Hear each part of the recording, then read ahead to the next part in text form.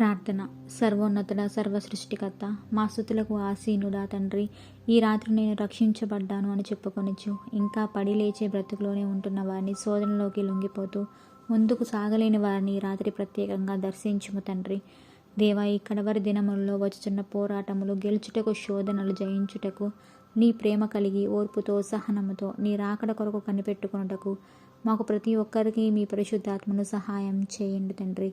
దేవా, కష్టములు కలిగినప్పుడు, శ్రమలు వచ్చినప్పుడు కుంగిపోయేవారిగా, ఆధ్యాత్మికంగా జీవితంలో ఆగిపోయేవారిగా కాక విశ్వాసమునకు కర్తయు దాన్ని కొనసాగించువాడైన మా రక్షకుడు క్రీస్తు వైపు చూస్తూ ముందున్న పందెంలో ఓపికతో పరిగెత్తి కృపలను మాకు దయచేయము తండ్రి. దేవా, ఈ రాత్రికాల సమయంలో లోకనాథని కబంధ హస్తాలతో ఇరుక్కుపోయి ఎవరెవరైతే శోధించబడుతున్నారో, శోధన సమయంలో కుంగిపోక యేసు వైపు చూసి సాగిపోవటానికి పరిశుద్ధాత్ముడిచ్చే శక్తిని పొంది జయమును పొందడానికి ప్రతి విశ్వాసినికి సహాయం దయచేయము తండ్రి. దేవా, ఎందుకు పనికిరాని మా జీవితాల్లో మీ ఉదయమునే లేచి మీ నామమును మహిమపరిచే, స్తుతిని గనపరిచే భాగ్యం దయచేయము తండ్రి. దేవా, మరణకరమైన దినముల్లో ఈ రాత్రి మేము పనుకొనుచుండగా సమస్త అధికారం మీకు అప్పగించుకొనుచు అలనాడు యోబు కుటుంబానికి వేసిన బలమైన అగ్నికంచె వేసి మమ్మల్ని కాచి కాపాడి రక్షించి పట్టజాలని విస్తారమైన దీవెన ఆశీర్వాదములు మాకు అనుగ్రహించుము తండ్రి.